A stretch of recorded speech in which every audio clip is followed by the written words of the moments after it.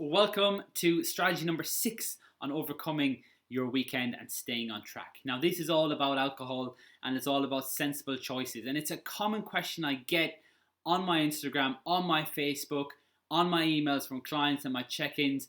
What should I be drinking? What's the best alcohol to consume when I go on a night out or go out for an event, festival, whatever it is? So the first thing I will say is that people are like, oh, I shouldn't be drinking. I should stay off the drink. It's bad for me and so on. It's extra calories. A lot of the time, it's actually not the alcohol consumption that puts people off track. It's actually the food that they consume when they're hungover that puts them off track. So alcohol and drinking on social nights out is an important part for a lot of people to relax, unwind, and I would say 4 or 5 drinks is perfectly fine. It's not going to do any immediate damage to your progress, to your general health, as long as you're not overdoing it. So that's the first thing I would say. Now, when it comes to calorie consumption, alcohol is calories. Alcohol are calories in liquid form. So you need to be mindful of that and you need to make sensible choices. For example, my advice is to always go for 3 different options. You're going to go for clear spirits, you're going to go for white wines or even red wine as such, but white wine is a bit lower in calories, or you're going to go for low calorie beer options. They're your 3 main go-tos when it comes to kind of watching calorie consumption.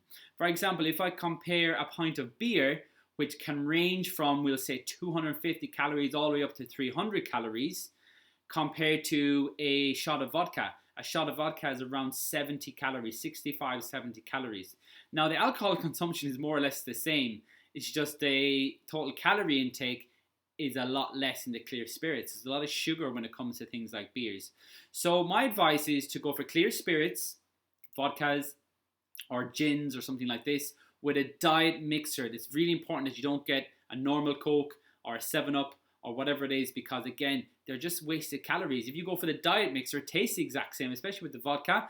And that's my normal go-to when I go out. I'll either have a Diet Coke and a vodka, or else I'll have a soda water with lime and a vodka. Again, it tastes nice, it helps you relax, it helps you unwind, and you're saving yourself a lot of calories. Now, I normally allocate 100 calories per drink if I go for those sensible options that I talked about.